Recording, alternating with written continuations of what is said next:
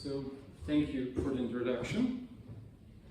So let me start with kind of a little bit of history, although Björk there took some of the jokes from my slides before about Newton, so now I need to improvise.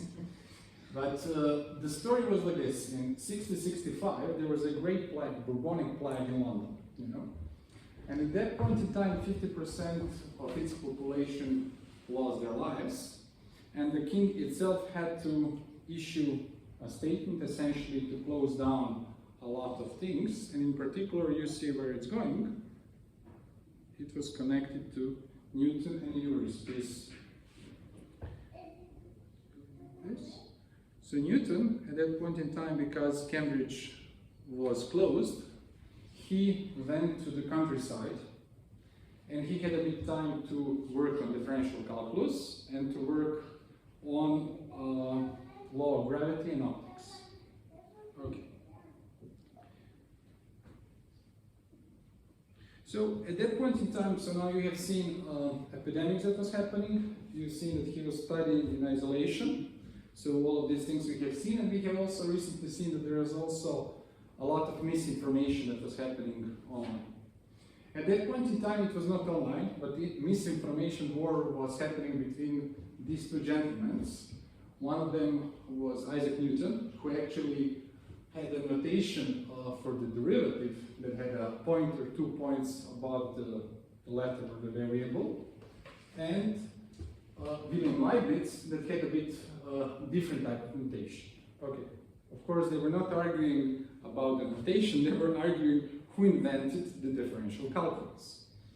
And at the beginning it was mild, but then at some point even the Royal Society, and Newton was kind of a president of that society, they have accused Leibniz of plagiarism, that he has stolen the work from Newton, although actually Leibniz managed to publish it before Newton, but the history, recognizes that both of them had a parallel contribution to the differential calculus.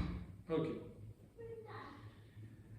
And as Dirk already mentioned, Britain at that point in time had some type of bubble was happening. It was connected to the South Sea Company. South Sea Company was established in 1711, and they wanted to actually erase British national debt by selling rights to the trades of South America. And what they were doing is they were issuing shares and also giving some kind of wonderful promises what will be happening with that stock. Okay? At that point in time, you already have seen this quote that one was able to calculate the motion of planets, but not what was happening here. So let's see what was happening. So essentially, Newton sold before the big rise, then he realized that, then he again buys. When he says Newton buys for Hall, actually he was a financial advisor. Hall was a relative or a friend for whom he was buying the stocks. Then again he was buying. He'd also buy for his friends, and you can understand what happened later. Okay. It collapsed, and Newton lost a lot of money. So to model this type of phenomena, herding behavior in finance, epidemic spreading, misinformation spreading, early calculus was not enough. And that's how we actually come as an introduction to complex systems. As you recall, the title of the talk was Structure, Dynamics and Predictability in Socio-Techno-Economic Systems. So now what's the connection to complex systems? So socio-techno-economic systems are an instance of a complex system. So usually we say you have a large number of individuals, agents that are acting with each other in a linear way.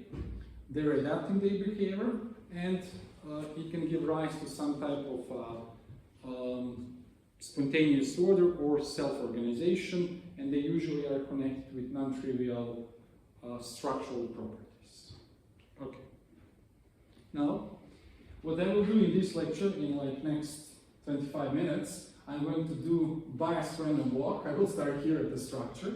I will show you some kind of, from high perspective, we would be flying over the contributions in understanding the structure of complex systems. Then we would fly a bit to the dynamics. There I would show some of the interesting things that happened actually more on my side. That's why I say it's a bias. And on prediction, that is going to be happening more for finance. Here, you know, I would say, wish I knew these things when I was younger, how to invest. Okay. So let's start and embark on the journey. So what you can see here is one instance of a structure. How do we represent the structure? So it is usually some type of a graph where nodes are connected to each other. So here you are having a matrix or a density that says at time t, two nodes I and j are connected, so we have a non-zero element inside. Okay. Now, I was thinking which things to show, so I cherry-picked some of the interesting things to understand the structure of complex systems. Okay. So the first and very much important quantity that, you know, bread and butter of complex networks is the degree distribution. Now, what is a degree? It is essentially a number of links a node has. For example, number of friends that I have, or a protein number of interaction that it has. And distribution is essentially, you know, you take a full system and you count and you sort them out and you see how they're distributed. So usually we, you know, let's say in economy, we are kind of used to having some type of, in our everyday lives, some type of distributions that are like the red one. These are the Gaussian type distributions. But what we will be seeing very often in complex systems that the distributions that we encounter are actually having heavy tail, which means that the outliers are much more likely than if you would have a distribution that's a Gaussian one. For example, here you can see, you know, two distributions, power law and Gaussian one, that have the same mean. So you see actually where the normal distribution is anchored. So it's anchored around the mean, that is now between 150 and 175, and the power law distribution, depending, so it's depending on the parameter, can have, you know, very weird properties. For example, one of the weird properties is that second moment, which is, for example, known as standard deviation that's connected to the second moment, can diverge. Okay? And why this is important in complex networks is because in complex networks, scientists were studying it for a long period of time, but if you give to complex scientists or complex network scientists a degree distribution, one can say something about this structure. For example, one can assume how this structure was growing. One can say, for example, what will happen if you would have some type of a spreading process on it, or how easy it is to dismantle this type of structure. For example, if you take a degree distribution, you take the first moment, the second moment, the ratio of these two is, for example, giving you some kind of a critical condition, whether epidemic will spread or will not spread according to some spreading models. Okay, let's go next. And if there are any questions, please interrupt me. So that was one peculiar property, degree distribution, that's usually heavy-tailed. A second one that I would like to talk about is connected to the shortest paths. That is somehow self-evident what it is, and that essentially tells you if you take, for example, two nodes, you are able to calculate what is the number of link, minimum number of link you need to pass to come from one node to another node, and essentially as the network is growing, these shortest paths are also growing in some type of a function. If you have a regular type structures, then you have some type of a polynomial growth. But what we observe when we say that we have a small world phenomenon, and that's type of a phenomenon that we see, for example, in social systems, present if you take two random persons on Earth, you will be able to connect them at most with 6 people in between them. That's called somehow 6 degrees of separation.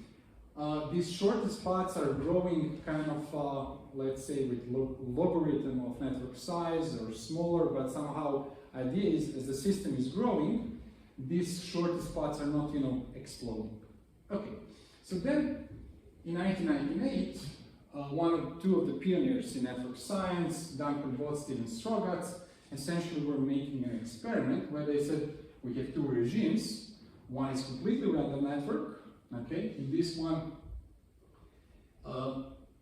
shortest paths on average are quite small, okay?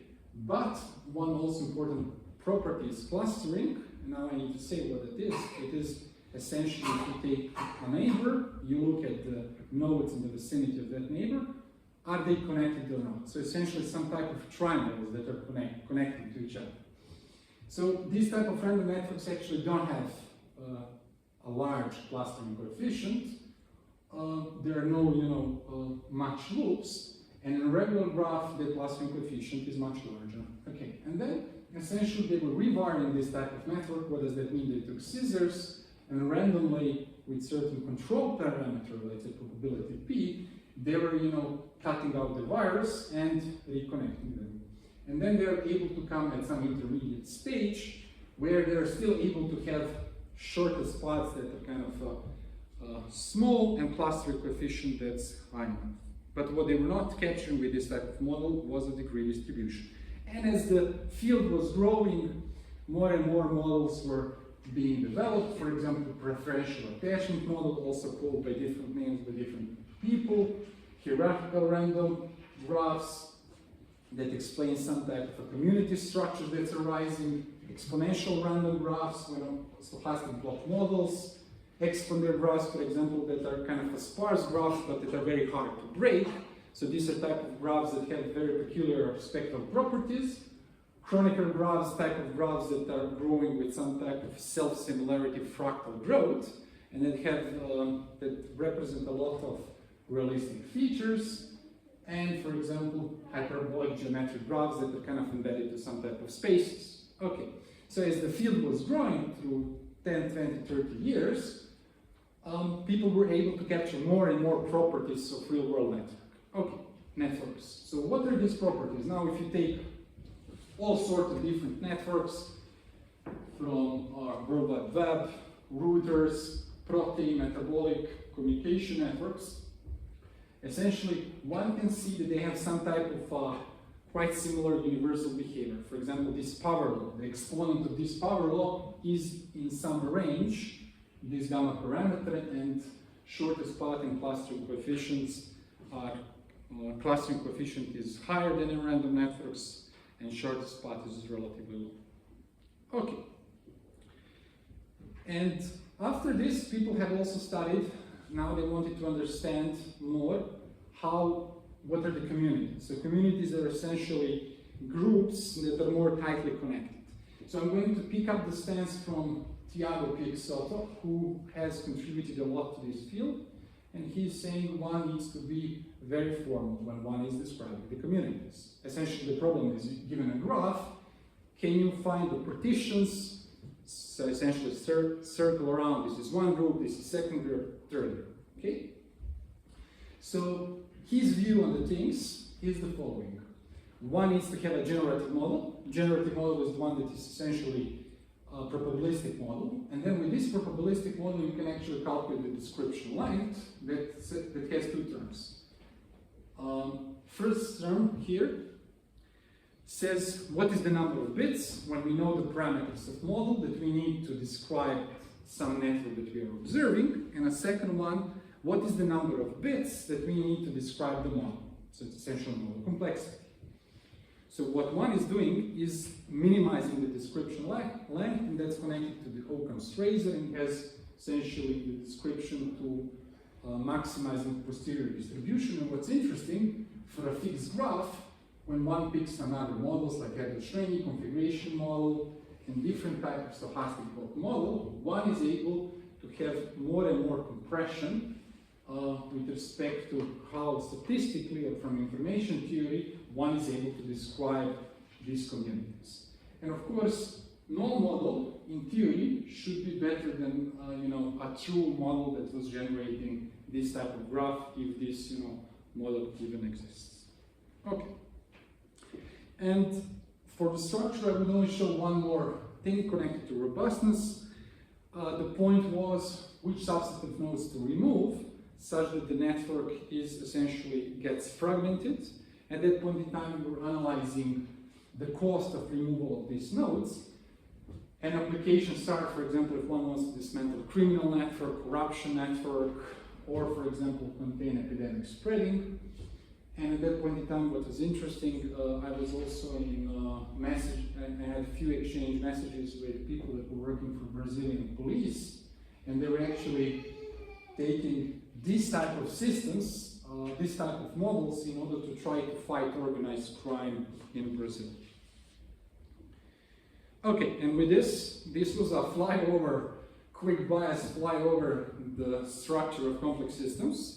Now I will show you, quick bias flyover the dynamics. So what you are seeing here is essentially Lorentz attractor. So something, a model that has essentially three differential equations that describing some type of atmospheric dynamics, where this block essentially is being heated from below, it's cooled from above, from the outer space, sides are kept constant, and these variables are describing different type of gradients. So for very specific type of variables here, one can essentially come to the chaotic behavior that a lot of you have heard about, and essentially it shows that, with slight perturbations of the initial conditions, in long run, the trajectories of the dynamics, although they are deterministic, they are diverging. But Poincaré, for example, was one of the first who was actually studying the field body problem connected to the chaotic systems. Now I would actually take and say, how physicists are modeling the nature. There is some very neat equation, and that's called essentially, that's all the Lagrange equation, but that's connected to the principle of least action. So the idea is that this fundamental principle, essentially to minimize on paths of an action, this can describe all sorts of phenomena, from classical mechanics 1 to particle physics and general relativity. Okay? This has a very specific meaning. Let me just show what are some kind of things inside it. It's not just a formula. L stands for Lagrangian. This is the derivative of Lagrangian with respect to state variable. Here we have a time derivative, and here we have a derivative with respect to, for example, this would be a velocity of a certain position. Okay. Now the question why I'm showing this slide is the following one. If there is a single equation that essentially is the fundamental rule that can describe all sorts of physics, the question here is, can we use something like this to derive the second Newton law for social systems? Yes? Unfortunately, the answer is no. There is currently no single principle that can describe this type of phenomena, but more one needs to use a combination of principles. From game theory, economy, social science, and natural sciences, exemplar gratia, something that would be able, a principle that would be able sufficiently to describe evolution of some social systems, so it's a techno-economic system, is a principle that says bounded rational agents. So bounded meaning that essentially people don't have infinite capacity in computation. We are colored with emotions also. We try, or the agents try to maximize their own or group utility by adapting and learning in some partially observable environment. Okay. So now, if one thinks, if you open different kind of books or papers in, this is really a skim through modeling frameworks of complex systems, what can you find? One usually, goes with writing systems of ordered differential equations. This would be called this master equation that describes a complex system. Then one can have a Fokker-Planck equation, so that's some type of a PDE. There is type of an expansion that goes from master equation to the second one. And there is, for example, if you want to model the noise, there is something that's called Langevin equations connected to Brownian motions, or for example, what people that study stochastic calculus, there's just the classic stochastic differential equations, and again, there is a link between PDs and NSDs, and it's called Feynman-Katz formula. Now, usually you go to these three types of equations if you want to describe the dynamics of complex systems. But if you have a network that's, coupling these elements, then you fall to some of these type of frameworks. Either you say, I don't want to model, for example, how each individual is interacting with all sort of agents in the world. We need to do some kind of a mean field approximation, which means there is some kind of on average behavior that I get from a world. That's called mean field approximation. Usually we have different types of these equations. People that study statistical mechanics usually try to take methods that are from statistical mechanics like cavity and Gravical methods, or for example percolation theory, and from simulational perspective, one can use, for example, Monte Carlo samplings, Y-kinetic Monte Carlo here, because these type of processes are out of equilibrium processes. Okay. Now, let me show you one contribution that we did that I think is very interesting. So we have a graph, and we have some type of dynamics. Let's say that this is an epidemics problem. It has two parameters. Gamma is how well one is recovering in infinitesimal amount of time, if it's a continuum, modeling continuum of time, and beta is a parameter that is describing infinitesimal spreading or interaction between two nodes. Okay, so that's a Poissonian process. So this type of dynamics can be solved with differential equations or simulations. One of the contributions I was contributing to was to map this dynamical process to the set, or people would say, ensemble of directed weighted graphs. Okay? And then, when you have this ensemble of weighted graphs, one can actually extract everything about the dynamics of this system by analyzing this type of graphs. The connection is the following one. For example, the time that it takes from one node, for example, to contagion to spread to a different node, it would mean in some stochastic element of this weighted ensemble, what is the short spot between these two nodes? Okay? And then if one wants to take some kind of averages, one would, take not just one type of a graph, because in one graph you can only between two nodes only one shortest spot, but you would average it over the ensemble to get some type of statistics. With, for example, Lucas, we did together one very nice paper that also has a bit of connection to these least action principles of minimizing some type of paths. And here it is leaning back to the previous formalism, that one can actually say that the shortest path in this mapped space is essentially saying how, for example, contagion will be spread. Okay? And for example, here we were analyzing non-Markovian processes. So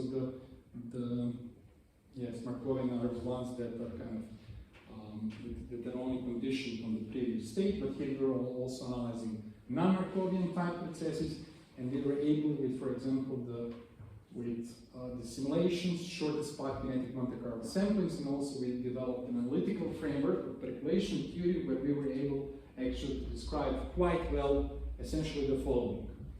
Epidemics is not spreading, let me go here, epidemics is not spreading or epidemics is spreading. And why it's important also to finance, because this type of transition, when there is certain critical behavior, we will be now talking about it in finance. There are kind of few other limits about the epidemic inference. One was Dirk mentioned, inherent limit to detect patient zero, or the limit for calculating a posteriori number of infected nodes. Okay?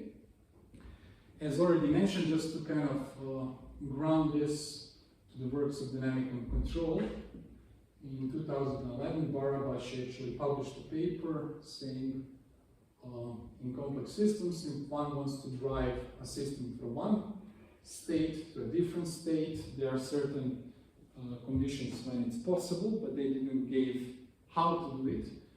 For example, we kind of found a very neat framework with neural networks that have some type of optimality condition in finding these controls. Okay, and as already mentioned, also kind of a very interesting one paper, it's in communication physics, together with Laiva, is how to learn the right-hand side of differential equations with graph neural networks.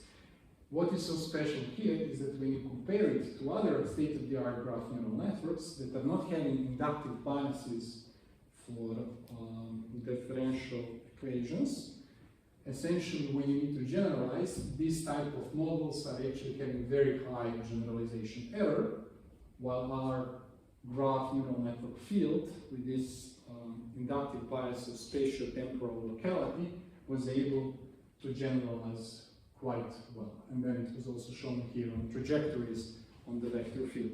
What was nice here also is that these type of neural networks, for example, learned on the systems of size 10 agents, and at inference time we could plug vectors of size 100, and the intuition was, if you really learn the dynamics, if now you have a different type of a system, you should be able to simulate even larger type of systems, and we showed here that to a certain extent it's possible. Okay, and now a short introduction to finance and a few ask pricing things to take for home. Okay, so Jean-Philippe Bouchot is a statistical physicist that kind of for the last 20 years or 10 years was running capital fund management, a big fund in Paris, and he writes a lot of opinion pieces. One is the unfortunate complexity of economy. You know, there is this kind of, how to say it, economist versus physicist, how people are studying things, everyone thinks that they are able to do it in a better way. He takes the stance of statistical physics. Okay, and here, for example, Fabrizio Lillo, also one of the collaborators, that I was one of my collaborators, had some very fundamental papers on the origin of power laws in finance. But now I open the finance and I'm still at the dynamics. So what's the connection? Okay, so let me do the connection. We need to define what are the returns. We have here variable P that says that's a price. For example, asset Apple. Pt plus D, that's the price of a stock Apple at time T plus D. Log of that is kind of a logarithm of price. The difference is something that we call log return. Okay. And now what is interesting, and it's also connected to Gaussians, that if you're modeling the distribution of returns where D is larger than month, then you have, you know, Gaussian-like models or distributions are good fit. But when you go, you know, day or intraday frequency, suddenly you go to power laws. Okay, so Gaussians are no longer describing the returns. Okay, and these type of facts are called in finance and in finance more stylized facts. Statistical physics is called anomalous fluctuations. Now we are going to come to the fluctuations. If you now take the returns and you want to see, can you predict future return based on the previous returns? And one way how statistically you can check it is that you are looking at autocorrelation. You will actually be seeing that returns are not autocorrelated, which means it's very hard to predict the future. Volatility clustering, that's kind of connected to the fluctuations. If you take the return, but you take, for example, absolute value or the squared returns, that's kind of a volatility proxy. This thing has slowly decays. It has a large autocorrelation. Okay? And now we come essentially to something that's, let me try to move this.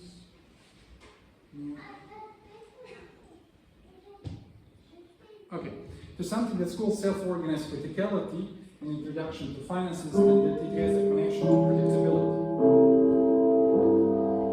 So, people from economy traditionally were thinking or asking questions, are fluctuations in financial markets, these are kind of these R squares, or standard deviations, are they coming due to the external shocks, for example, from news, from wars, or they are kind of endogenous? You know, it means endogenous. It comes from the dynamics of the system itself. Okay, and that was called excess volatility puzzle, because economists wanted to study, and actually they were not concentrated on volatility part, not all of them, but you know, in general, so that it's called excess volatility puzzle. So one type of models that is essentially giving an answer is one can very nicely or neatly model the volatilities, the fluctuations in financial markets, time-dependent fluctuations by looking at previous proxies of volatility. That's the R square. So essentially it tells you that there is a feedback loop. You know, if previously you have had a large volatility, there is a higher chance that, you know, tomorrow you have a high volatility. That's called volatility cluster. Okay. And now there is also different type of processes that are able to describe it, like this autoregressive conditional heteroscedastic models. And this is what's shown here, or Hawkes processes, self-excited processes. There are also different classes that essentially somehow contribute to the picture of self-organized criticality. For example, critical market making. I will not go to details, but if someone is interested, I can say at the end of these are institutions that are playing both bid and ask side in financial markets. For example, we know that there are contagion effects in finance. For example, when there was 2008 crisis, if you look at the interbank network, the shock from one bank can propagate to other banks, and it can, you know, continue. For example, people from ETH, Stefano Berlusconi, and we together with Guido Caldarelli, were able, you know, to have some type of a model for contagion effects in finance. That's called kind of depth trend, etc. And something that I want to just show you, it's called Introduction to Finance and Self-Organized Criticality in the last 5 minutes of finance. There we go.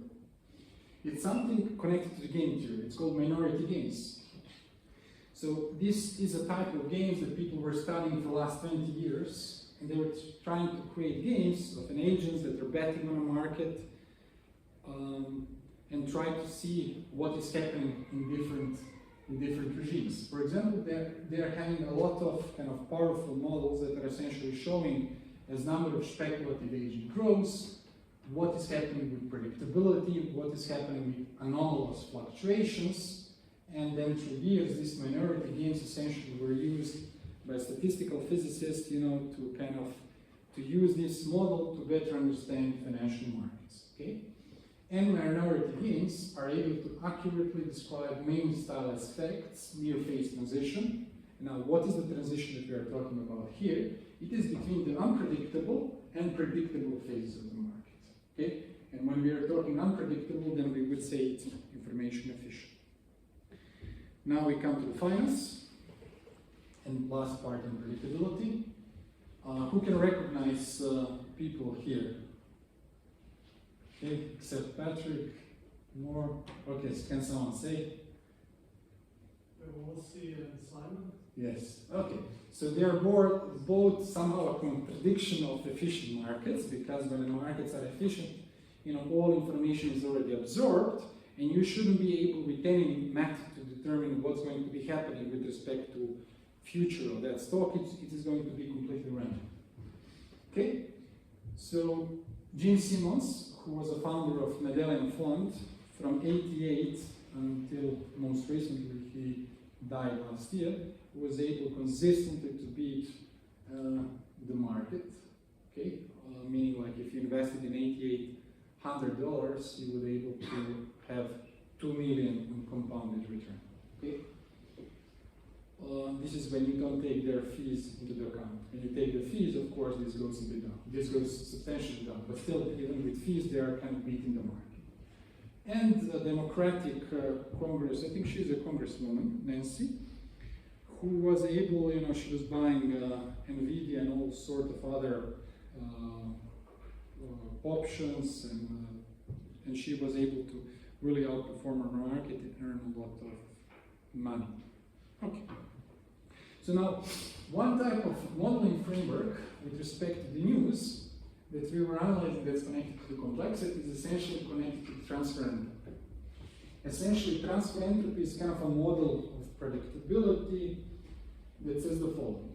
If you have a probability distribution, here the probability distribution is conditional one. If you know previous return, what is happening with future return, H indicates an entropy.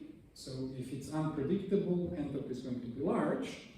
Now, if you plug to this conditional distribution some information from, for example, from news, so what we took in particular we took the crawls from the World Wide Web, so everything that was written in the World Wide Web from 2016 until 2021. We took, filtered it, processed it, gave some kind of meaningful numbers here, something that's called sentiment. And then the question is, you can again have the entropy of this conditional distribution. And now you can measure whether you are able to see significant decrease in the transfer entropy. Are you able to reduce the uncertainty for any variable? And we are actually in an hourly level. We've seen here we are plotting different stocks from S&P 500 and the number of bits of uncertainty reduction that we are able to find when one is reading financial news and one is looking at intra-day trading, hourly trading on the S&P 500. Okay? And now, kind of a thing that I said, kind of wish I knew these things before. Okay, so start investing. Okay, now the question is where you should invest. Okay, that's a hard question, and no part of this talk is a financial advice. Okay, now 2 things I want to show. First, you take stocks, and now economic way to measure predictability, you want to do regression. You take previous returns, you want to forecast new returns. You run this regression over 70, 80 years, and you try to see what is the parameter here, what is these statistics, and let's look at here, R-square, part of the variance that you're describing in the forecast. Essentially, you can see that kind of you're much below 1%. Okay? So previous returns are having very minuscule description of the future returns, and that's kind of, we already heard about that. When you take, for example, T-bills, now we are talking about bonds, predictability is much larger, okay? And because of that, that's also a reason why we are now going to say what is here an equity premium. So the question is now also when you look, so one is non-predictable, another one is predictable, okay? That's kind of one fact. Now when you look at the returns, in blue here you have the returns from stock market, and in red from the T-bills, treasury bills, you first see striking difference. Here T-bills are largely up, okay? Of course here inflation is something that's changing it, but this is inflation-free, I think, this type of graph. So returns that you get on equity is much larger.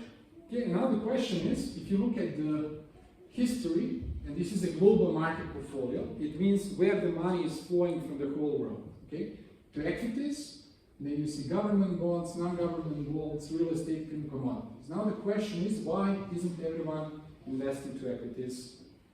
Okay, if the returns are much larger, and that's a question. And here, one of the reasons is, risk. You need to be compensated for the risk, and that's what they call an equity premium. So, for example, now if you look from 30s, here it's until 2010, but I also calculated later, cumulative return of investing in equity, it's huge, but then you get these bonds, okay, that is correlated with bad economy, okay, with recession. Now, when this type of thing happens, and we want to compare where you would be if you invested to T-bills, actually you see in 29, if you invested for the next 70 years, you would be better that you invested to T-bills. Okay? So in 68, it was for 25 years. Okay? 99, 11, 2008, 5 years. So essentially the reason how economists are seeing or explaining why equity pays such a large premium is because they have a comparable larger risk. Okay? And that's kind of one way how to quantify this risk. So if you are not afraid of, let's say, not being on break-even for 25 years, 70, 11, or 5, that's kind of a risk, and that is the reason why people are still investing in certain ratios to bonds, okay? And that's essentially is called also tactical and strategical asset allocation. And the next thing that I want to show, now I've showed, okay, you cannot do anything with respect to prediction of returns, But for example, if you take a very special type of variables, for example, dividend yields, that's kind of a dividend divided by price, and now we try to do the regression, R squared is around 9% for 1 year, or 28%. So it means that for some variables, you are actually able to kind of, this type of regressions can give you some type of a better understanding. Okay? And I would be ending with this one just to show some of the things that we are at ISO doing.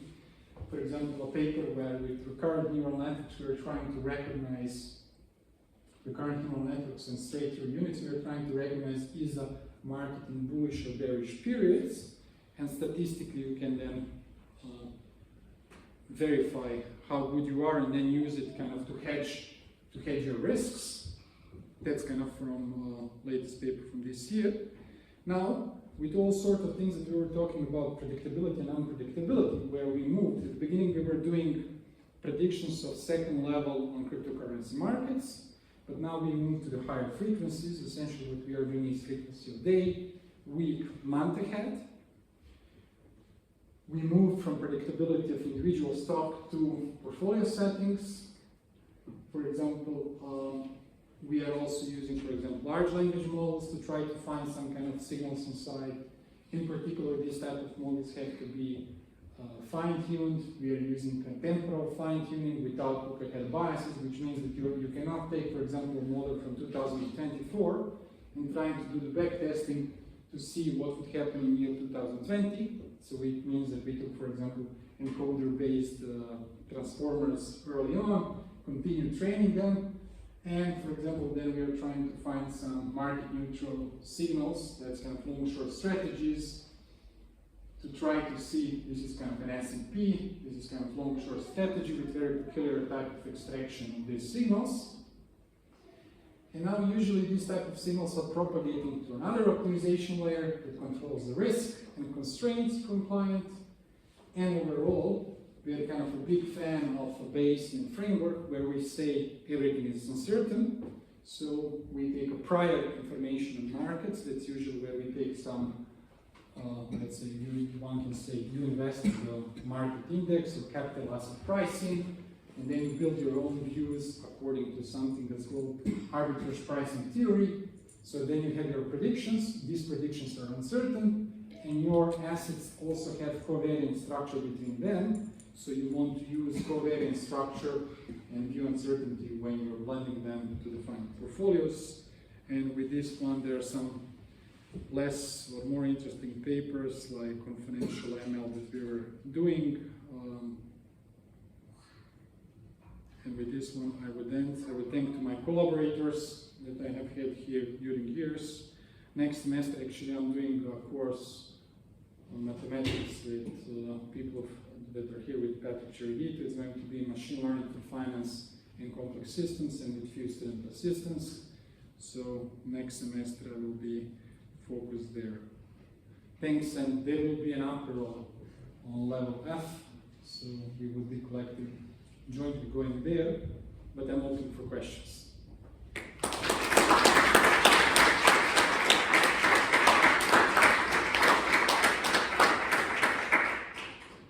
Don't be shy. Lucas, you had a question. Mario, you had a question, yeah? He was the first. Just be louder than him. Umbrella. Shoot. So where is all the money made these days? Is it in long-term linear prediction or is it like high-frequency trading? Do you have some idea of, what's actually, who is actually exposing the market and using what?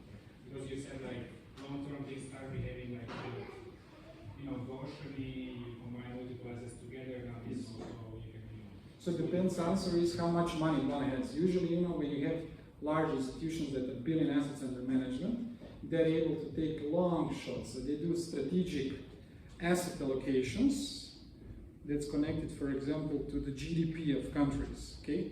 One of the things that I wanted to show you also, I don't know how to come back, for example, how economic complexity drives the wealth of nation, but that's not, but the point was, you need to take long bets to future, 25 years to future, okay? That's one thing. Then you do tactical asset allocation to deviate from this strategic asset allocation, and then you also do market timing. Okay? So if one has a secret sauce, providing alpha, then essentially you can leverage this signal up to a certain extent when you are going at some point very soon going to have a market impact. But usually even the Renaissance technology, they had to have a cap how large they could be, because all these signals disappear at some point in time. So I didn't give you a single answer, but betting on market indexes is good. It's not financial advice, but depending on times, it's usually these kind of global portfolios that are not only having only equity in US. Lucas. We have two questions. The first one is about Newton, because I didn't know that. I heard about that part of his life, but I didn't know so many details that you mentioned. So do you know anything about his actual trading strategy, more generally? Are there any historical records on that? And my second question is, like, nowadays, we also, you talked about sequence modeling, right? And the transformer sense and breakpoint analysis using these GAUs. Isn't it also relevant, or what's your opinion on incorporating news, natural language, sentiment, and tweets from influential figures into these models? Okay, so let's go with the harder question, Newton. I don't know, but Bank of England has the records of his sales, so you can maybe do the inverse stuff.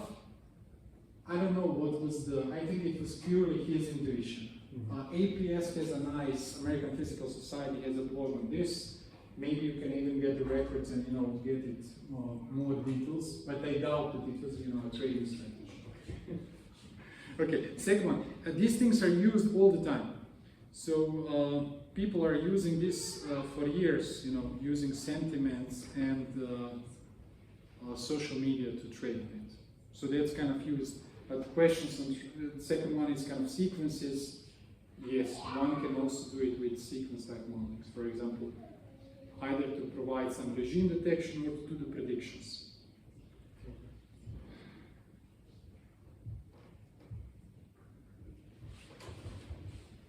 Questions or comments? Everyone ready for okay? Sorry, it's there. So I haven't seen you from the beamer. It's shining directly from your a head. little behind my head. Yes. So I'm just wondering. Okay, it seems like volatility is we don't know exactly where assets classes will go or where these dynamics will tend towards, but it seems like we can learn something about when they're more likely to be unpredictable. So what state are we in now, and what do you think? Like, what does it look like in the near future in terms of volatility? Yes. That's kind of super. There is, to be honest, the theory from statistical physics is nice for getting an academic picture.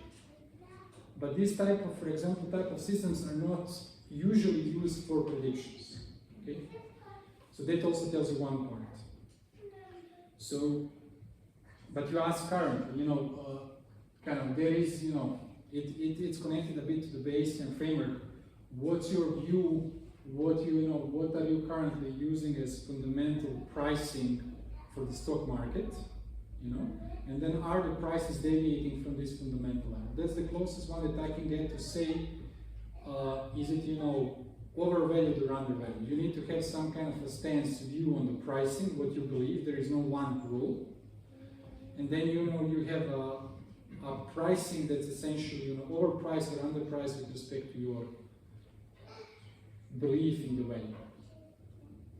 And of course, every essentially financial company is releasing their, views.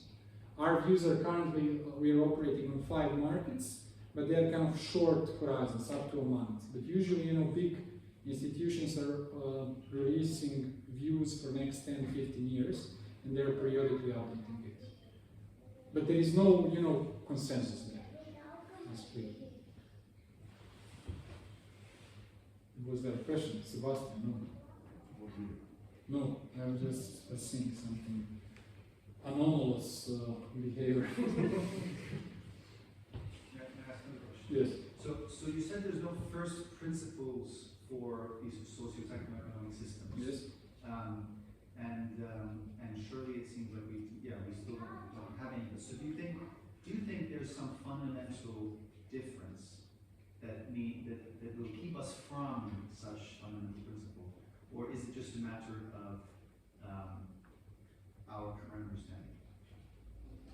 So I can try to, instead of philosophical, let me try to be pragmatic. I think Tiago did kind of a nice thing here. The question is, what are the communities in graph? And it's kind of, at the end of the day, you can say, you can have multiple models how you can judge what is better. You have one instance of graph. But for example, here, you're able, to try to describe, that's kind of one information theoretic principle that you are able to say which model describes better the reality.